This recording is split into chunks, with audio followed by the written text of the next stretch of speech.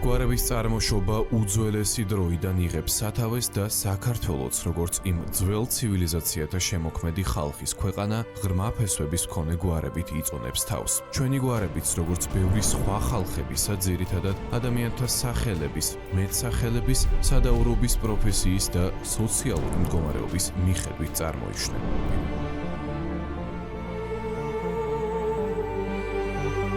გადაცემაში ვისი გვარის ახალ ვეცდებით გავარკვიოთ თქვენი შენი გვარის ისტორია.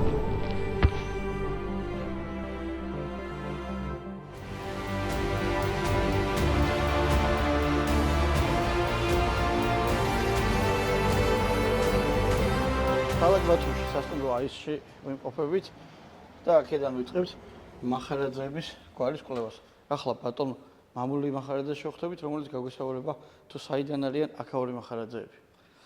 გამარჯობა ბატონო მამული. გამარჯობა. როგორ ბრძანდებით? კარგად, თქვენ როგორ გიკითხავთ? კარგად. ბატონო მამული, მაინტერესებს საიდან ხართ აქაური მახარაძეები?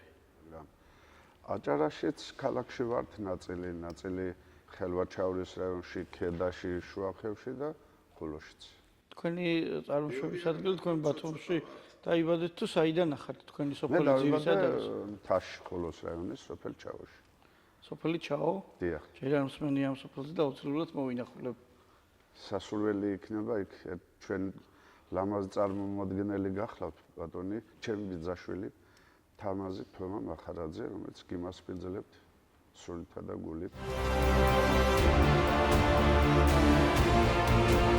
ხულოს რაიონში ვართ, სოფელ ჩაოში ამოვედით. მახარაძეების გვარის ისტორია უნდა მოგიყვეთ. გამარჯობა ბატონო თომა. გამარჯობა ბექა. ჩამოვედით სოფელ ჩაოში და გვაინტერესებს მახარაძეების გვარის ისტორია. მე გეტყვით ასეთ ამბავს. 90 წელში შევხვდი ქობულეთელ კაცს, რომელიც იყო 80-90 წლის დაახლოებით, აი ასეთი საკმაოდ რბად მოხუცებული კაცი იყო, რომელმაც მომიყვა ასეთი ამბავი, რომ ჯერ კიდევ ბატონყმობის დროს როცა გლეხი რომ ცოლს მოიყვან და პირველი ღამე ბატონისა უნდა ყოფილიყო, იმ პერიოდში სამი ძმიდან ერთ-ერთს მოუყვანია ცოლი და ბატონ შემოუწია ხომი წიწესიოს. კი ბატონო, მობრძანდითო რომ მოვიდა თავი მოჭრეს და გამოიქცენო. ერთი ქობულეთში გაჩერდა, ერთი ჩანჩხალვა შუახევის რაიონში სოფელი თქვენ შემოერეთ მარცხენა მხარესა და ერთიც ჩავში დასახლდაო, აი მოხუცის გამიცი, ასე რომ თუ დავეყნობით ამ ინფორმაციას, აი ასე ვართ მოხვედრილი სოფელ ჩაოში მახარაძეები. დაახლოებით რამდენი კომლე იქნებოდა ერთ დროს? საკმაოდ დიდი სოფელი არის.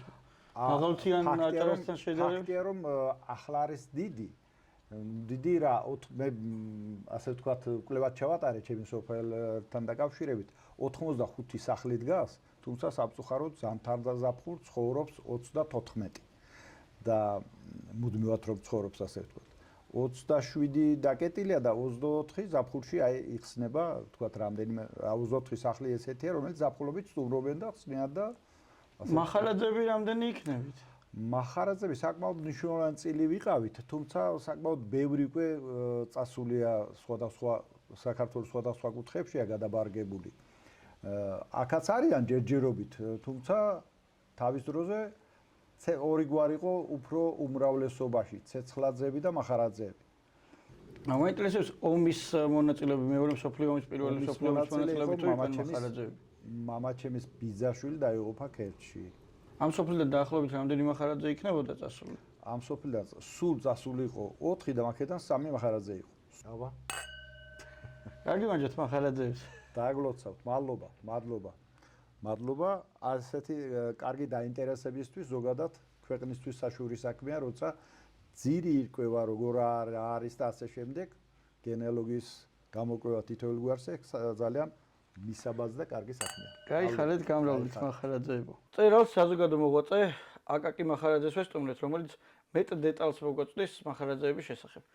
გამარჯობა ბატონო აკაკი. გამარჯობა. მაინტერესებს თქვენ სადაური, საიდან ბრძანდებით სადაური მახარაძე ხართ და რას ნიშნავს სიტყვა მახარაძე? მოგახსენებთ, მე გახლავართ აკაკი მახარაძე, წარმოშობით შუახევის რაიონის სოფელ მახალაგიძეებიდან.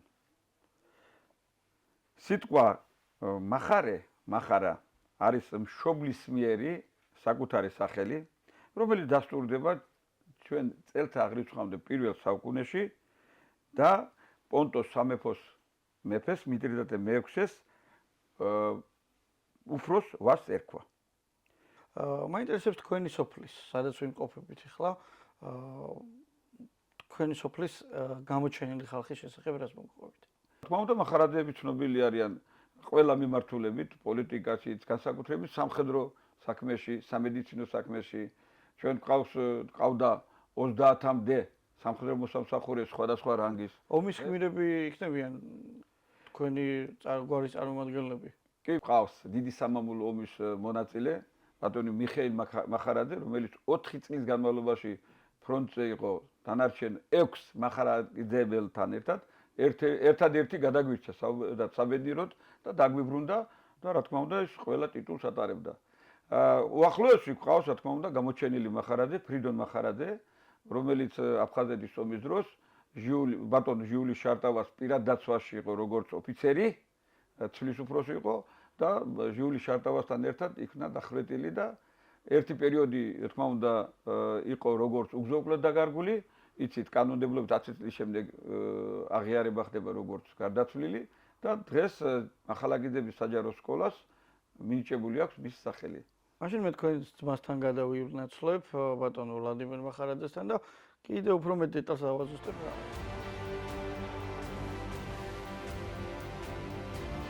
ბატონი აკაკი მახარაძის შემდეგ გადმოვინაცვლეთ მის ძმასთან ვლადიმერ მახარაძესთან, რომელთანაც გადავალთ ესეთი კითხვით. გამარჯობა პირველ რიგში და მაინტერესებს რას გვეტყვით გამოჩენილ მახარაძეებზე ბატონო ვლადიმერ. უნდა გითხრათ, რომ მახარაძეების გვარისათვის დამახასიათებელი როგორც საყოველთაოდ აღიარებულია შემოქმედებითობა, სიფიცხე, ენერგიულობა, ინოვაციური მიდგომები და ასე შემდეგ და ეს ვლინდება სწორედ მათ მოღვაწეობის სფეროშიც. ჩვენ ძალიან სერიოზული წარმომადგენლები გვყავს ეკლესიის სფეროში, რელიგიის სფეროში, 3 მიტროპოლიტი, ამათგან ვარლაამი და ნიკოლოზი გარდაცვლილები არიან. მე-20 საუკუნეა ძირითადად დასაწყისი და ბოლო, ხოლო ამჟამად მოქმედი აბა ალავერდელი ერისკაცობაში დავით მახარაძე, ალავერდის ეპარქიის წინამძღოლია მიტროპოლიტის ხარისხში და მას აქვს კიდევ სხვა ძალიან დიდი ვალდებულებები საეკლესიო იერარქიაში, საპატრიარქოში. 3 მიტროპოლიტი ყავს. 3 მიტროპოლიტი ყავს და 10-ზე მეტი მამაო ამჟამად მოქმედი. მეორე მიმართულება, სადაც განსაკუთრებით თავი გამოიჩინეს მახარაძეებმა, ეს იყო პოლიტიკა, განსაკუთრებით მე-20 საუკუნეში და უპირველესად ვიტყოდი გერასიმე მახარაძეს, რომელიც 1918 წელს საქართველოს დამოუკიდებლობის აქცია ხელმომწერი. სადავო პიროვნება თითქოს ფილიპე მახარაძემ, მაგრამ დიდი ფიგურა იყო იმ პერიოდის იმ სისტემისათვის. და მესამე სფერო არის შემოქმედებითი სფერო, აი სამსახიობო კინოხელოვნებისა და თეატრალური მიმართულებით და ამ ხრივ შეიძლება ვთქვას, რომ ჩვენ გვყავს კორიფეები. კოტე მახარაძე მარტო რა დღის, მეტი თქმა არც საჭირო, ავთანდილ მახარაძე, რომელმაც მონანიებაში 2 როლი შეასრულა, ბრწყინვალე და გენიალურად და არც ამას სჭირდება. და ამჟამად მოქმედი ბიძინა მახარაძე კიდე იუმორის დიდოსტატი, არც მას წარდგინება არ ჭირდება. და მესამე მიმართულებას მე ვიტყოდი მეცნიერება, მეცნიერებაში სერიოზული სიტყვა თქვა ჩვენმა გვარმა. რა თქმა უნდა, ყველა მეცნიერს ეს მოკლე საუბარში ვერ წარმოვაჩენ, ზოგ შეიძლება დავიწყების ბურუსი კონდესა და ჩვენ ამოცანა ჩემი თაობის რომ ეს ბურუსი მოვაშოროთ, სამზეოზე გამოვიტანოთ, მაგრამ 2 დიდ წარმომადგენელს ჩემ თანამედროვეს გეტყვით, ერთი მიხეილ მახარაძე, საქართველოს ფილოსოფიის სადისერტო საბჭოს თავმჯდომარე იყო, მედიცინერებათა აკადემიის აკადემიკოსი, ერთ-ერთი უდიდესი ფილოსოფოსი საქართველოს და მახარაძეების გვარში ყველაზე დიდი ფილოსოფოსი, 8 წელი ხელმძღვანელობდა აჭარის უზენაეს საბჭოს, ანუ ძალიან წარმატებული იყო ის პოლიტიკაშიც, 2 წელია რომ გარდაცვლილია. და მეორე დიდი მეცნიერი რომან მახარაძე, სწორედ ფარმაკოქიმიკოსია, კოლეგები ვართ მე და ბატონი რომანი, ამჟამად ცოცხალი 87 წლის დამსახურებული პენსიაზე, მედიცინის მეცნიერებათა აკადემიის აკადემიკოსია და სხვა მრავალი ტიტულის მფლობელი. ეს ალბათ ძირითადი გამოვკვეთე, თუმცა სპორტშიც გოდერძი მახარაძე როგორც რეკორდსმენს თუ ვახსენებთ და ასე შემდეგ. მე კმაყოფილი ვარ ჩვენი გვარის წარჩინებული ადამიანების სიმრავლით. მაინტერესებს სიტყვა მახა. მე როგორც ვიცი, ერთ-ერთი ხორბლის სახეობას ქვია საქართველოში და ხო უკავშირდება თქვენ გვარს. მე ვფიქრობ, რომ უნდა უკავშირდებოდეს შემდეგ მოსაზრებათა გამო. აჭარაში უძველესი დროიდან ყველაზე ფართოდ გავრცელებული იყო ხორბლის ჯიში მახა. და ამას ადასტურებს მრავალი ტოპონიმიური სახელწოდება. მე თვითონ სოფელ მახალაკიძეებიდან ვარ და ადრე ერქვა კომუნისტებამდე მახალაკეთი. ძირი არის მახა. ჩვენთან არის უბანი, სახნავსათესი სერიოზული უბანი, რომელსაც ქვია მახარაული. არის მეორე კიდე უბანი ნადიკვარი, ესე იგი დიკაც ქართული ჯიშის ხორბალია და მახაც. არის ნაქერვალი ესე ტოპონიმი, ეთყობა იქ ქერი ითესებოდა, იქ დიკა და იქ მახა და გადმოცემით ვიცი ძველებიდან რომ როდესაც პურს აცხობდნენ მაშინ აი ამ მახას ჯიშიდან ეს საუბარი ძირითადად მე-19 საუკუნის ბოლოს მე-20 საწყისში სოფლის გამოღმა მისი სუნი იგრძნობოდა იმდენად სურნელოვანი პური ჰქონია მახას და ამდენად მახას უნდა უკავშირდებოდეს არა მარტო სოფლის სახელწოდებაც, სავარაუდოდ გვარიც. გერბი გაქვთ მახარაძეებს? კი. რას გეტყვით მის შესახებ, როდის შეიქმნა?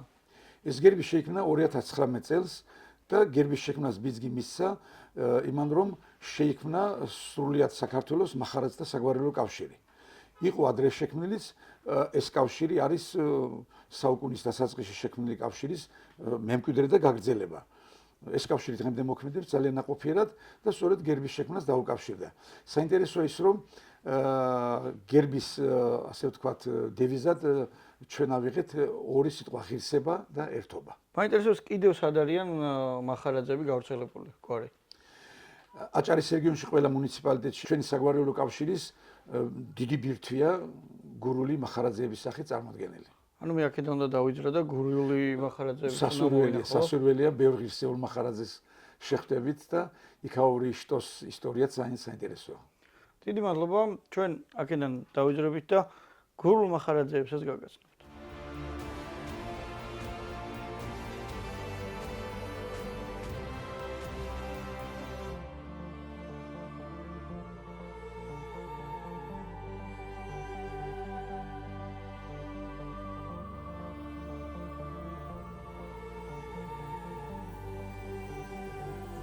გურიას ჩამოვედით სოფელ უჩხუბში და ბატონ შოთა მახარაძეს უნდა გავისაუბროთ მისი გვარის ისტორიის შესახებ. გამარჯობა ბატონ შოთა.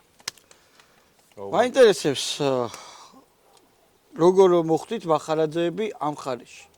და კიდევ მაინტერესებს რა თქვენი ვერსია მაინტერესებს გურულების მახარაძეები რატო ხართ? სიტყვა მახარიდან მოდის თუ საიდან მოდის?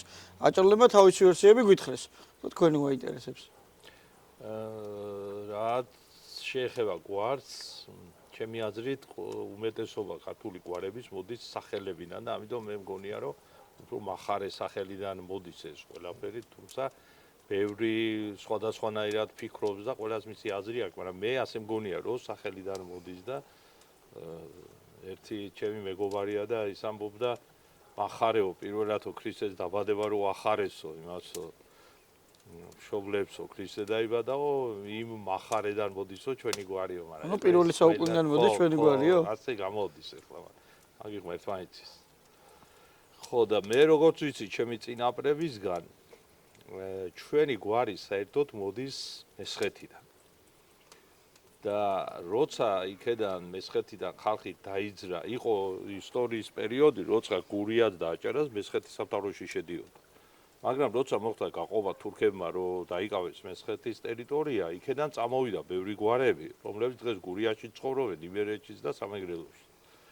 და მაგ დროზე ჩემი აი რაც მე წამიკითხავს და ვიცი, მაშინ წამოვიდა ჩვენი გვარი მესხეთიდან რამდენიმე ოჯახი, ალბათ ძმები უფრო ახლობლები აჭარაში დარჩნენ დასახლდნენ აჭარაში და როგორც სხვა ბევრი გვარი ასევე მახარაძეები დასახლდნენ აჭარაში. გარკვეული ნაწილი წამოვიდა გურიაში, რომელიც დასახლდა ერთი მხარი, როგორც მე ვიცი, ერთი კატეგორია ხალხის დასახლდა გომია სოფელი აქ ჩვენთან. შემოქმედის თემის გომია სოფელი, საიდანაც მე ვიცი, ჩემი წინაპრებიდან რომ ჩვენ იქედან ვართ, მაგრამ მე ვიცი რომ აქ სადღაც 9-10 ჩემი ესე იგი წინაპარი თაობა ამ ადგილას ცხოვრობს. სოფელ უჩხუბში ცხოვრობს. ხო, მაგრამ როდის წამოვიდა ეხლა ან წამოვიდა ან არ წამოვიდა, მაგიღმერთ მაინც. ჩვენ 5 ოჯახი ვართ აქ მახარაძეები ამ სოფელში. მეორე შტო წავიდა ჩოხატაურისკენ და იქ ვანზომლეთია სოფელი, სადაც ჩვენ ნათესაობთ. იმათ ენათესავებიათ უფრო ნატანებში ყოფი მახარაძეები. ბევრია მახარაძეები ნატანებში.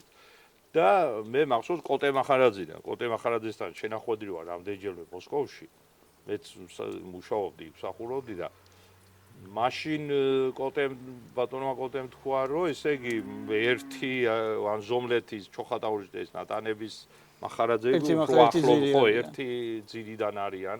როგორც მე გადმოცემით, რა თქმა უნდა, ვიცი. ეხლა ჩვენ ისეთი იგი გვაქვს აჭარელ ძმებთანაც და ჩოხატაურლებთანაც ჩვენ ყველას რომ 2 წლის უკან შეკრებაზე ყველამ თქვით რომ ჩვენ არ ვეძებთ ვინ საიდან წამოვიდა, სად წავიდა, ყველა ვართ ბიძაშვილები ერთმანეთის და ამაში დავსვით, აგი აქ ითქვა ჩემთან სახლში და იმის მერე ყველა ბიძაშვილებს უძახით ერთმანეთს ჩვენ ახლა. ძალიან სწორი გადაწყვეტილება არის. ხო, აჭარი იქ სადაც თქვენ იყავით აჭარაში, ისინი ჩვენი ბიძაშვილებია და ჩოხატაურში ვინც არიან ისინი.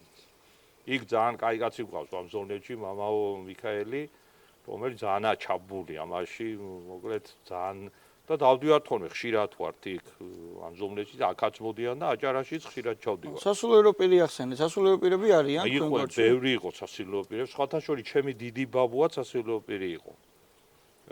ეხლა მე სამახსოვს ის კი არა, მამაჩემს არ ახსოვდა და სასულიერო პირი ყოფილა მამა სტეფანი. და მამა მიქაელმა ყველა იცის ისინი. ეხლა ერთი ქალბატონი ჩვენი დედაო გენია მახარაძე იმაში მსახურობს იერუსალიმში ის იყო ჩამოსული დიდეული ქალბატონი, არ ვიცი და ალბათ იმ ხელას თაბეჭილება დატოვა ჩვენზე ყველაზე რომე ძალიან. და თავარი ჩვენი ის კაცო ალავერდელი, მეუფე. ალავერდელი აჭარლებმა გითხრეს მახარაძე. და ყველასთან ჩვენთან ნათესავდა, არცეთ ალავერდობას არ ტოვებთ იქ ვართ. სულ რამდენი იქნებით მახარაძეები დედამიწაზე? 9700-ზე ვარ, მეტი ვარ 9700-ზე, იმიტომ რომ მაგი 2 წლის უკან მქონდა დათვლილი. ძირითადი ცხოვრობს აჭარაში, თვალწვდები 2500 აჭარაში. მაგრამ იმ აჭარელ მახარაძეებს რომ შეგიტყო, ყველა ამბობს რომ გურულები არიან. გურულები როგორ გურიდან არიან წამოწული. იმიტომ რომ ბევრი, სხვათა შორის თურქეთში არიან ძალიან ბევრი და გვარი შეკრება, როგვა გიორგოვას გვაქვს ხოლმე გვარი შეკრება, თურქეთიდან ჩამოდიან ერთი მაგარი კაცი ყავს იქინე. ილზანი ქვია, წერალია ის კაცი თვითონ პუბლიცისტია და ყოველთვის და იმ კაცმა მითხრა, რომ ბაბუაჩემა დამიბარაო, ჩემი მამა შემოქმედის გომის, რომელიღაც სასაფლაოზეა დასაფლავებულიო. იმან დამიბარაო და ჩამოვალ ეხლა მომავალჩიო მითხრა და უნდა მაჩვენო მომარუნიო ის სასაფლაოები ყველა. ბატონო, მაინტერესებს გამოჩენილი ადამიანები ვინ არიან მახარაძეები გურიის მხრიდან. გამოჩენილი ხალხი იმას თავისთავად თქვით სასულიერო პირებზე, ხო? და ხალხი იყო, რომლებმაც თავი გაწია მაშინ 24 წლის აჯანყებაში მონაწილეობდნენ ჩემი ოჯახიდან 3 ადამიანი, ესე იგი 2 მამაჩემის ბიძები და ერთი მისი მამიდის ქმარი, ის რეგიონალური მეთაური იყო და ესენი დაიხრიდან და ის გადასახლებული იყო 27 წელი. 27 წელი სახლში არ ჩამოსულა კაცი, გადაასახლეს მოაშორეს, მოკლედ და მე 53-ში რო წავიდა ის რეაბილიტაცია ხალხის, ჩამოვიდა 27 წელი ციმბირში იყო, უფლება არ ქონდა არავის მისი ნახვის. გიორგი კვირგელიძე იყო და ის მისი ცოლი იყო მახარაძე, ფატი მახარაძე, რომელიც ამოჯახინანი იყო გათხოვილი. მეორე მსოფლიოების და აფხაზეთის ომის გმირები ხო არ არიან მახარაძეები ან ჩვენ ვართ ოჯახი ვართ, სადაც 3 ომის მონაწილეა. მამაჩემი პოლკოვნიკი ვადრი მახარაძე, მე სამხედრო ვარ თვითონ, ვიცე-პოლკოვნიკი ვარ და ჩემი და ომის მონაწილე ეხლა მსახურობს თავდაცვის სამინისტროში. და ამ სოფლებიდან კიდე მემორიალი ბევრი მონაწილეობდა, მაგრამ ძირითადად ჩვენი გვარის წარმომადგენლები გურიაში ამ თავრობას ვერ ეწყობოდნენ, რო თქვა და ზეგურულად და ზოგი აბრაგი იყო და ზოგი ტყეში გარბოდა და ზოგი დახვრიტეს და ზოგი ის და მახსოვს ერთი პატარა მომენტს ვიტყვი, რომ სკოლაში ხო იყო ის გმირთა 9 მაისს რო იკრიბებოდა, ყველა ბაბუები მოდიოდა ხო და რო ხდებოდნენ ეს ბავშვები და მე არავინ არ ყავდა ომში მონაწილე და რამდენჯერ მიტირია რომ ჩემი ბაბუა რატო არ იყო ომში მეტია თურმე ომში კი არ აგერ იყო და ვეღარ ჩამოვიდა 24-ში და 36-ში დახრიდეს ყველა სამწუხაროდ მერცმა სიკეთექნა ჩვენ ოჯახებში ჩვენ გვარებს გაუმარჯოს და ჩვენ საქართველოს გაუმარჯოს ღმერთმა მშვიდობა ქნას და გამრავლება და გახარება ჩვენს ქვეყანაში აი ხარეს გამრავლეთ მახარაძეები და ყველა გვარი საქართველოში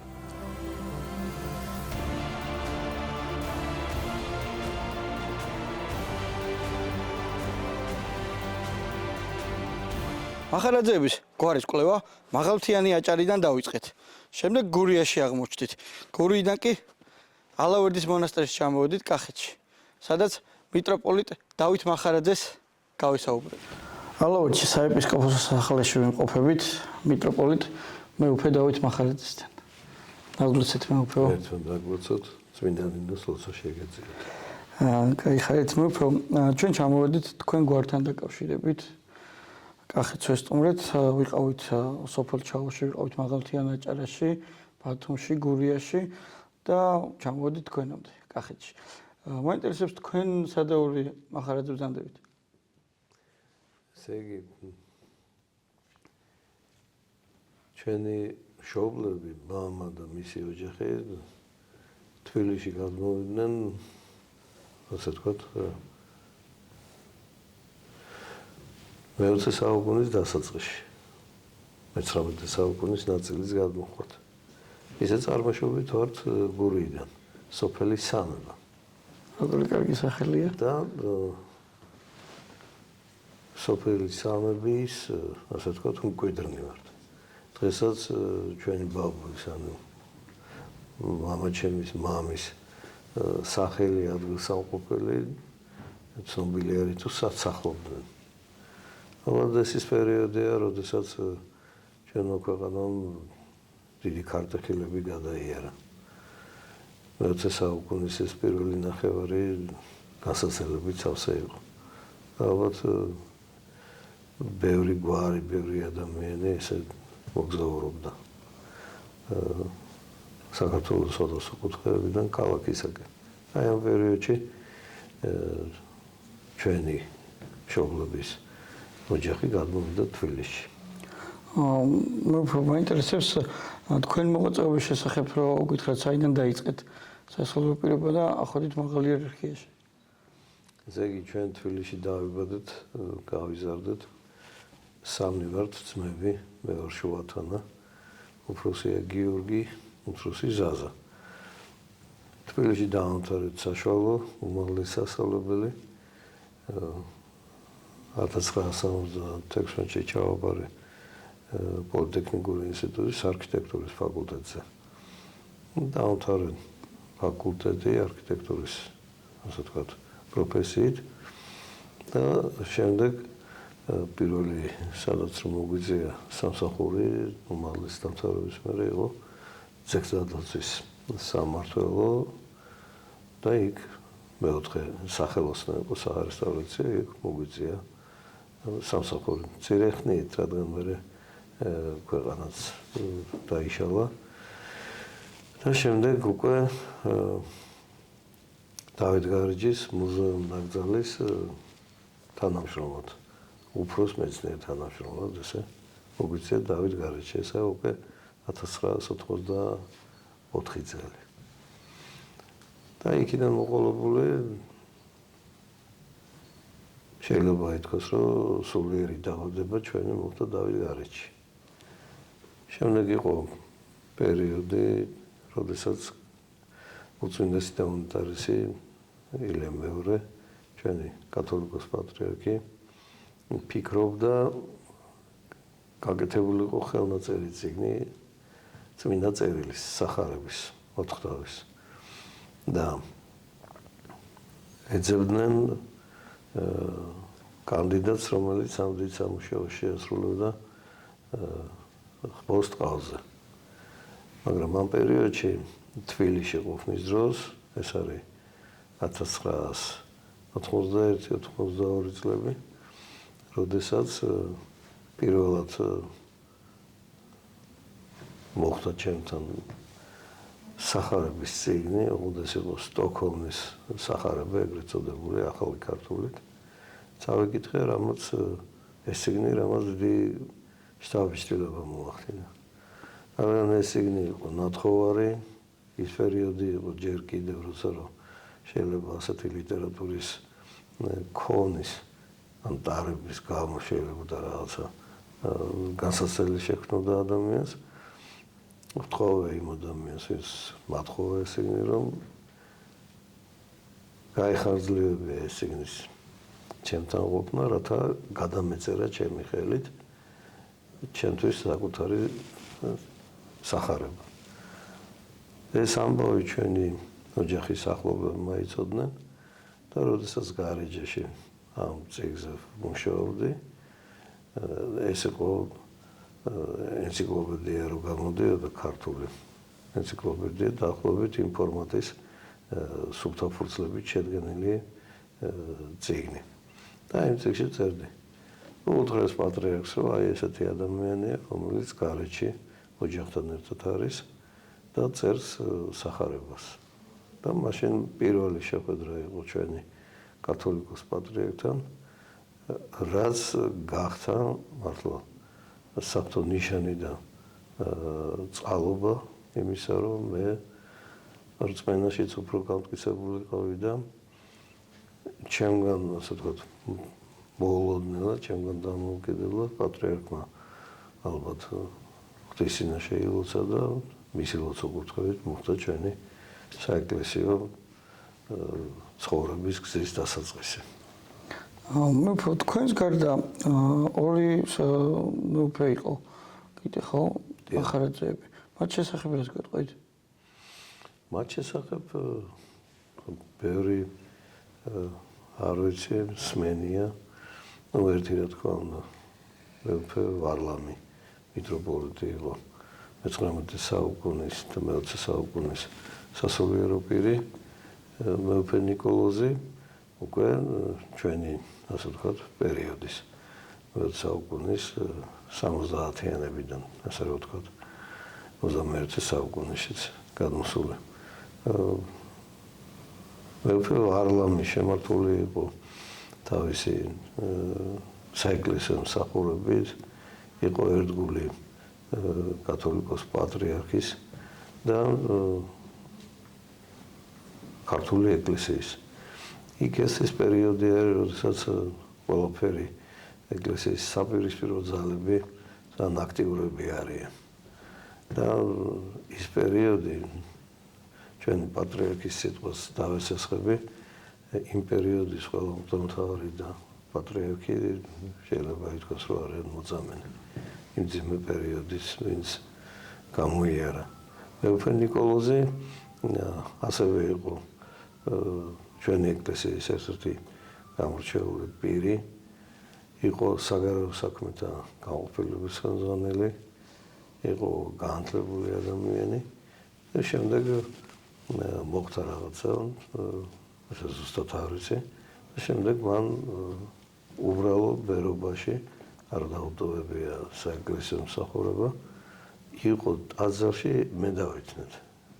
მიტროპოლიტი ყოფილი, ტაძარში მე დავიცნეობდა. და გარდაიცვალა 2000-იანების დასაწყისში. თანამდებობის უმაღლესი გამოხატულება არის ყოველ შემთხვევაში ერთიც და ალბათ ერთგულებისაც, იმიტომ რომ თქვა ასე დროს შეიძლება და ვიღაცას გული გატეხოდა, აეცრუებია და პირიქით ეკლესიის დაპირისპირებული შეიძლება და რომ გამხდარიყო. მაგრამ ამ ადამიანმა ღმერთმა აცხონოს ნათელში ამყოფოს, აი ეს ბოლომდე ატარა ეს თვერთი და მსახურობდა უბრალო მე დავეცნე. მაინტერესებს ახლა თუ არიან სასულიერო პირები მახარაძის გვარის მატარებლები? ეხლა მე ვინც ვიცი, მეგონი ერთია, შეიძლება ორიც იყოს, მამა მიქაელი, რომელიც გურიაში მსახურობს, ძალიან შემართული, აქტიური ადამიანია, გულითადია, უყვარს თავისი მხარე, იმიტომ რომ ქალაქში ცხოვრობდა, დატოვა და წავიდა გურიაში თავის ოჯახთან ერთად და იქ მსახურობს ახლა და ჩვენ გვაქვს ურთიერთობა, ძალიან კარგი ადამიანი არის. მაინტერესებს ჩვენ ორი ძალიან კარგი წიგნი გვიდევს წინ. და როგორც ვიცი, თქვენ ხატვარი ხართ და არქიტექტორი წეგან საუბარში თქვით და მამაც ხატავდა. მამას შესახებ რო გითხრათ და თქვენ შესახებ ამ კუთხით. ხატვის. მამა 29-ში დაიბადა, 1929-ში. იყო დაამთავრა თბილისის სამხატვრო აკადემიის ფერწერის ფაკულტეტი, შემდეგ ცოტა ხნით სწავლობდა მოსკოვში და გარდა ფერწერის სპეციალობისა იყო კიდევ წიგნის გრაფიკოსი, კინოსტუდიის მხატვარი და შემდეგ ქართული ენციკლოპედიის მხატვრული რედაქტორი. ეს წიგნები ერთი ეკუთვნის მის პირად, ასე ვთქვათ, გალერეას ფერწერული და გრაფიკული ნამუშევრების. ერთი არის გალობანის სინანულისანი დავით აღმაშენებლის, რომელიც მამამ გადაწყვიტა, რომ გაეკეთებია ხელნაწერი წიგნი და ვფიქრობ, ეს განაპირობა პატრიარქთან შეხვედრამ იმ დიდი წიგნის თაობაზე და როდესაც ჩვენი უკვე ხელდასხმა მოხდა საოცარი ნამუშევრები. მამამ აი მაშინ ეს გალობანის სინანულისანი გადაწყვიტა, რომ თავისი ხელით გაეკეთებინა, მხატვრულადაც გაეფორმებინა ხელნაწერი წიგნი, აი პირველი ხელნაწერი ესეთი წიგნი გაკეთდა მის მიერ იმ პერიოდში. ასევე აქვს სხვადასხვა გამომცემლობაში მუშაობის პერიოდში რამდენიმე წიგნი გაფორმებული და ერთი რაც ძალიან მნიშვნელოვანი არის ქართული ანბანის წიგნი, რომელიც დღეს უკვე მსოფლიო მემკვიდრეობის ნუსხაში არის შესული იუნესკოს ნუსხაში, 3 მოქმედი ცოცხალი ანბანი. ასომთავრული, ნუსხური და მხედრული.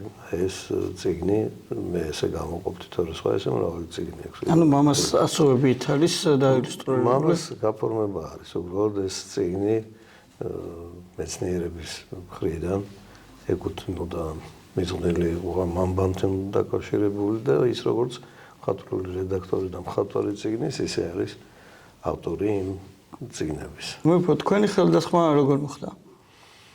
ესე იგი ამ დიდი ზომის სახარების წიგნის გადაწერის დროს, წიგნზე მუშაობის დროს პატრიარქმა გვისახსოვრა წიგნი სალმონი, კითხა, მაშინ ჯერ კიდევ ერის ადამიანი ვიყავი, ვიცოდი თუ არა ნუსხურად წერა, სამ წიგნს დავიწყებდით, ვისალ ეს ნუსხური და ამ წიგნზე მუშაობის დროს მოხდა ჩვენი დიაგნოზი ხელდასხმა თბილისში ქაშვეთის წმინდა გიორგის ტაძარში. და შემდეგ უკვე დავით გარეჩი მოხდა ხელდასხმა 25 დეკემბერს პატრიარქის ინტრონიზაციის დღეს ჩამოგზავნდა დავით გარეჩი. ეს არის სპირიდონ ტრიუმფუნტელის ხსენების დღე. და პატრიარქმა უკვე დავით გარეჯის თავარ ტაძარში, ლავრის ფერისარულის ტაძარში ჩაატარა ხელდასხმა ჩვენი დიაკვნებიდან სამღვდელო პირად. შემდეგ უკვე, როდესაც მოხდა გამორჩევა ჩვენი საეპისკოპოსო კანდიდატად 92 წლის მაისში, პატრიარქმა ხელი დაგვასხა ნიკორწმინდელ ეპისკოპოსად, ანუ პირველი ჩვენი სამეუფო ადგილი იყო ნიკორწმინდა რაჭა.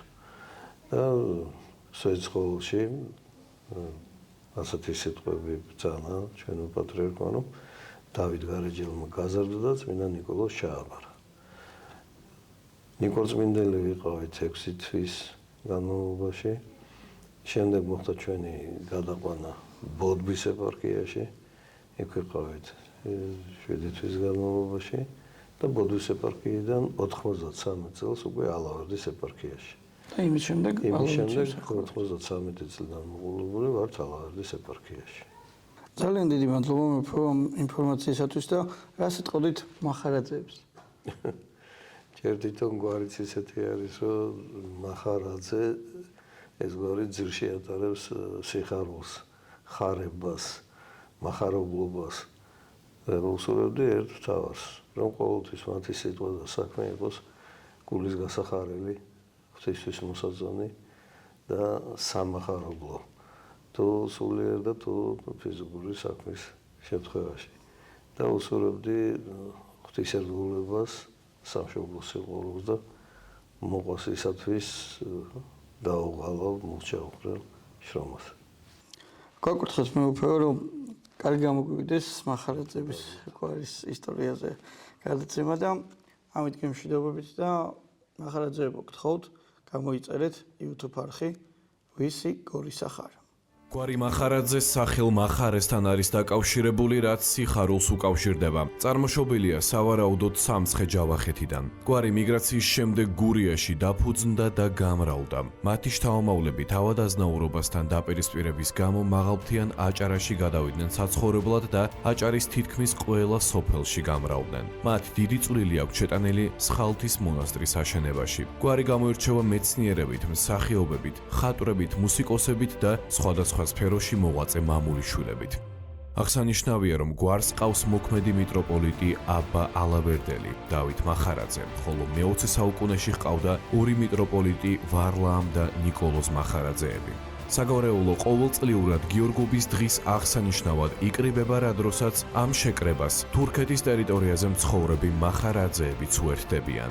მახარაძეთა გვარს დღის მონაცემებით 12000-ზე მეტი ადამიანი ატარებს. გამოიწერეთ ჩვენი YouTube არხი და Facebook გვერდი.